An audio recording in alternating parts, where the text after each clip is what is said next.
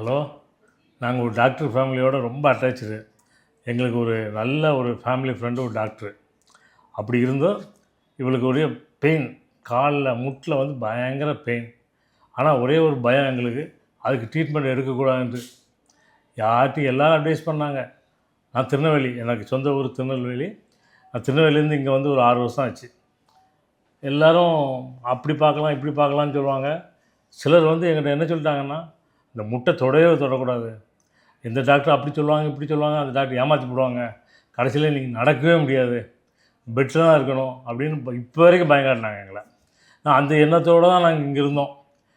சிவியராக வந்துச்சு. இங்கே வந்த பிறகு முட்டு வலி பயங்கரமாக வந்துச்சு, நடக்க முடியல, வீட்டுக்குள்ளேயே நடக்க முடியல. ஒரு நாள் ரொம்ப அழுதுட்டாப்புல. எனக்கு அதுக்கப்புறம் ரொம்ப கஷ்டமாக போச்சு. சரி, ஏதாவது ஒன்று செஞ்சு ஆகணும், என்ன செய்ய, ஆனால் சர்ஜரி பண்ண முடியாது அப்படின்னு சொல்லி மதுரையில் ஒரு இடத்த நான் ரெஃபர் பண்ணேன். என்னென்னா சித்த வைத்தியம். அங்கே போய் பார்க்கலான்ட்டு எல்லாம் பண்ணேன். அங்கே எல்லோரும் என்ன சொல்லிட்டாங்க, அதில் ஒன்றும் பண்ண முடியாதுன்ட்டாங்க. இப்போ ஒரே தீர்மானத்தோடு எல்லாம் ஏதாவது ஒன்று பண்ணியே ஆகணும் அப்படின்னு சொல்லி நானும் அவளும் தீர்மானம் பண்ணோம். பிள்ளைங்கன்னு சொல்லிட்டாங்க, அம்மாவுக்கு ஏதாவது பண்ணணும் அப்படின்ட்டு. அப்படி இருக்கும்போது எங்கள் ரிலேட்டிவ் ஒருத்தங்களை தற்செயலாக என் பொண்ணு வந்து கான்டாக்ட் பண்ணான். நீ சொல்லு, கான்டாக்ட் பண்ணது எப்படி கான்டாக்ட் பண்ணுறீங்க? மம்மிக்கு ரொம்ப மோசமா இது வரைக்கும் இவங்க இப்படி இருந்ததில்ல. வலிக்குன்னு சொல்லிட்டு இருப்பாங்க தவிர, லாஸ்ட் டிசம்பர்லேருந்து நடக்கிறதே ஒரு மாதிரி லெஃப்ட் அண்ட் ரைட் ஒரு போட்டு போகிற மாதிரி நடக்க ஆரம்பிச்சிட்டாங்க. சரி, இதுக்கு மேலே இவங்களை விட்டால் வாய்ப்பு இல்லை, இதுக்கு மேலே ரெக்கவரியாக ஆகாதுங்கிற மாதிரி ஆயிடுச்சு. உட்காந்தே தான் இருப்பாங்கிற மாதிரி. ஏஜோ 60 தான் இருந்தது.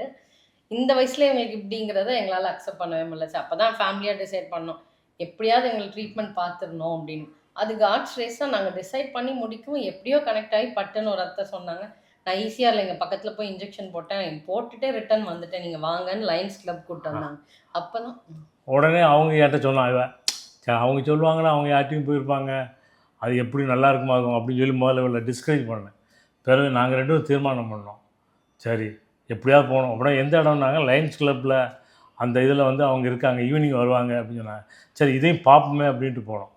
எனக்கு பார்த்தா ஒரே ஆச்சரியம். ஏன்னா எந்த டாக்டரும், நான் சென்னையில் வந்து நான் ரொம்ப மூவ் பண்ணியிருக்கேன், ரொம்ப டாக்டர்ஸை இப்படி என்கரேஜிங்காக கவுன்சிலிங் பண்ணதும் இல்லை, அட்வைஸ் பண்ணதும் இல்லை.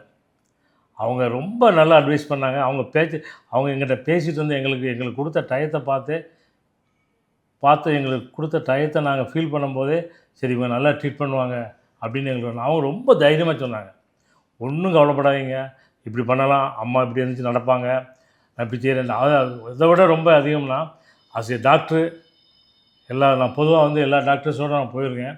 என்ன ஏது இதோடு நிப்பாட்டிக்கிடுவாங்க. இவங்க வந்து அதுக்கு ஒரு படியை தாண்டி, நான் என்னுடைய அம்மாவுக்கு பார்த்த மாதிரி நான் பார்க்குறேன் அப்படின்னாங்க. ஆனால் அவங்க சொல்கிற மட்டும் இல்லை, அவங்களுக்கு பயங்கர நாலேஜ் ஆண்டவர் கொடுத்துருக்காரு, நல்லா செஞ்சாங்க. உடனே சொன்னாங்க. அவங்களுடைய நேம் வந்து தினேஷ்ராம், டாக்டர் தினேஷ்ராம்.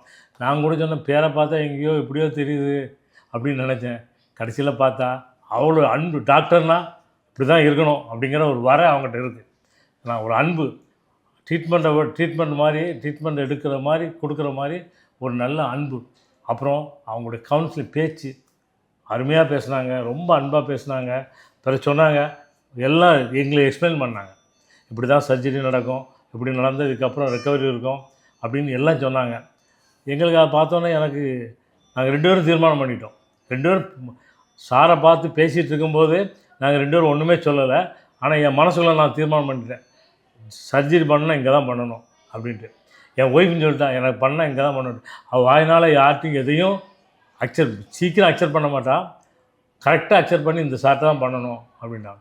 ஆனால் பெரிய ஆச்சரியம், கடவுளுடைய பெரிய கிருபை.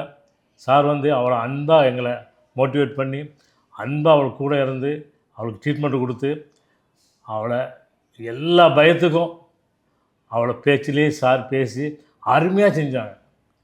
அதாவது நான் நினச்சேன், கால் வலினால் துடிப்பா, சர்ஜரி முடிச்சுட்டு வந்து இங்கே ரூமில் இருந்து துடிப்பா அப்படின்னு நினச்சேன். இல்லவே இல்லை, அது சர்ஜரி நடந்த மாதிரி இல்லை. அந்த ஃபேஸை பார்த்தா அவள் ஒரு பெயின்ஃபுல் சுச்சுவேஷனாக கடந்து வந்த மாதிரியே இல்லை, நல்லா இருந்தாள். கடவுளுக்கு நல்லா இருந்தாள். அது டாக்டருடைய பக்கா திறமை, அவங்களுடைய திறமை, கடவுள் கொடுத்துற டேலண்ட் அவங்களுக்கு. ஆனால் சொன்ன மாதிரியே செஞ்சாங்க. பயங்கர வலி இருந்துச்சு முன்னால், காலை பிரட்ட முடியாது, தூக்க முடியாது, இது பண்ண முடியாது, படுக்கும்போது வலிக்கும், நடக்கும்போது வலிக்கும். இப்போ வந்து பார்த்தா ஒரு பெயினும் இல்லை அவளுக்கு. ரொம்ப ஃபீல் பண்ணுறா.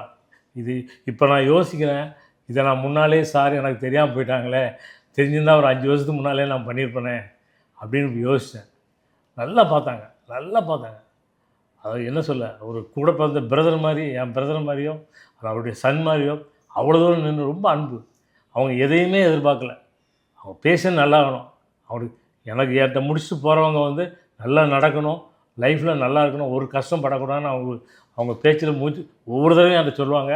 அதே மாதிரியே செஞ்சு ஆரம்பிச்சிட்டாங்க. இன்றைக்கி சந்தோஷமாக நேற்று தான் முடிஞ்சது காலையில். நான் கூட நினச்சேன் இன்னும் 4 நாள் 5 நாள் ஆகும். எல்லாம் என்கிட்ட இன்றைக்கி ஒருத்தர் ஃபோன் பண்ணார், என் ஃப்ரெண்டு ஒருத்தர், அவர் இங்கே இருக்கார், நல்ல பொசிஷனில் இருக்கார். அவர் ஃபோன் பண்ணிட்டு சொல்கிறாரு, என்ன பண்ணீங்க? நான் பண்ணியாச்சு ஜபாவுக்கு. அப்படி ஐயோ பண்ணவே கூடாது, அது பண்ணி நடக்கவே முடியாமல் போயிருமே அப்படி இப்படின்னாரு. நான் சொன்னேன், நானும் அப்படி தான் உங்களை மாதிரி இருந்தேன். என்னுடைய ஃப்ரெண்டு இன்றைக்கி காலைல ஃபோன் பண்ணி கேட்டார். நான் சொன்னேன் இப்படி பண்ணியாச்சு சர்ஜரி பண்ணியாச்சு அப்படின்னு. ஐயோ ஏன் பண்ணீங்க? நடக்க முடியாது, கஷ்டப்படுவாங்களேன்னு. இல்லை, டாக்டர் தினேஷ்ராம் சார் வந்து ஹோப்பாக சொன்னாங்க, அவங்க ஹோப்பாக சொன்னது நிமித்தமாக நான் பண்ணேன், இன்றைக்கி நல்லா இருக்காப்புல அப்படின்னு. அவர் உடனே இன்றைக்கி கூப்பிட்டு போய் சாரை இன்ட்ரடியூஸ் பண்ணுங்கள், எனக்கும் பண்ணணும் அப்படின்னாப்புல. தினேஷ்ராம் சாருடைய அவங்களுடைய அன்பான பேச்சு, அவங்களுக்கு ஆண்டவர் கொடுத்துருக்க பயங்கர நாலேஜ், அவங்க இந்த ஃபீல்டில் நல்ல நாலேஜ் வச்சுருக்காங்க. நல்லா சொன்னாங்க, ஈஸியாக நான் இப்படி செய்வேன் அப்படி செய்வேன்ட்டு ஒரு பேஷண்ட்டை வந்து பேஷண்ட் மாதிரியே அவங்க ட்ரீட் பண்ணல. அந்த அளவுக்கு ரொம்ப அன்பாக ட்ரீட் பண்ணாங்க. அது நிமித்தமாக டாக்டருடைய அன்பும் ப்ளஸ் அவங்களுடைய ட்ரீட்மெண்ட்டும் தான் ஒருத்தங்களை நல்லா க்யூர் பண்ணும். அது தினேஷ்ராம் சார் கையில் இருக்குது, நல்லா பண்ணாங்க. இப்போ கடைசியில் என் ஒய்ஃபுடைய பிரதர் வந்து பாளையங்கோட்டையில் வந்து டாக்டராக இருக்காங்க. அவங்ககிட்ட இதை ரெஃபர் பண்ணி எல்லாம் சொன்ன உடனே அவங்ககிட்ட இருக்க பேஷண்ட்டை போகிற இங்கே அனுப்பிவிட்றேன்னு இருக்காங்க. இப்போ அந்த அளவுக்கு இப்போ நாங்கள் பெற்ற இன்பம் எல்லோரும் பெறணும், சார் தினேஷ்ராம் சார் மூலம் பெறணுங்கிறது எங்களுடைய விருப்பம். அதனால் நாங்கள் அப்படி பண்ணலான்ட்டு இருக்கோம். சார் வந்து தினேஷ்ராம் சார் வந்து வாழ்க்கையில் மறக்கவே முடியாது. நடக்க முடியாமல் கஷ்டப்பட்ட என் ஒய்ஃபை சர்ஜரி முடிஞ்ச அடுத்த நாள் நடக்க வச்சு என்கிட்ட காமிச்சாங்க. அது ஒரு பெரிய ஆச்சரியம், எங்களுக்கே ஆச்சரியமாக இருந்துச்சு. என் ஒய்ஃபில் திரும்ப திரும்ப கேட்டாங்க, வலிக்காண்டு. வலியே இல்லை, நடக்க முடியுமா? நடக்க முடியும் அப்படின்னு நடந்து காமிச்சா. அது பெரிய ஆச்சரியமாக இருந்துச்சு எனக்கு. என் ஒய்ஃப் இதுக்கு மேலே சொல்லுவாள், இன்னும் அவள் பட்ட கஷ்டத்தெல்லாம் சொல்லுவாள். ஒரு 3 வாரமாக எனக்கு ரொம்ப கஷ்டப்பட்டேன். இப்போ நடக்கவே முடியாமல் பாருமோ, பெட்லேயே படுத்துகிறோமோ அப்படிலாம் ரொம்ப யோசித்தேன். அந்த நேரம் பார்த்து எங்கள் பட்டண்ணி மூலமாக தான் நாங்கள் வந்து டாக்டர் தானுஷ் அவங்கள நாங்கள் கண்டுபிடிச்சோம். அந்த அண்ணி தான் எங்களுக்கு இந்த அவங்களே பாவம் நானே கூட்டிகிட்டு போகிறேன் அப்படின்னு சொல்லி கூப்பிட்டு வந்தாங்க. வந்து அந்த டாக்டரை பார்த்த உடனே அவங்களுடைய ஸ்மைலிங் ஃபேஸும் அவங்களுடைய அப்ரோச்சிங்கும் ரொம்ப கனிவான அந்த ஒரு இதுவுமே எங்களுக்கு பாதி சைக்காலஜிக்கலாக எல்லாமே ரொம்ப நல்லா ஆயிடுச்சு. சரி, இந்த டாக்டர் ஃபஸ்ட் டைம் அந்த டாக்டர் அப்போ தான் நாங்கள் பார்க்குறோம். அவ்வளோ ரொம்ப அன்பாக ரொம்ப கைண்ட் ஹார்ட்டடாக அப்படி இருந்தாங்க.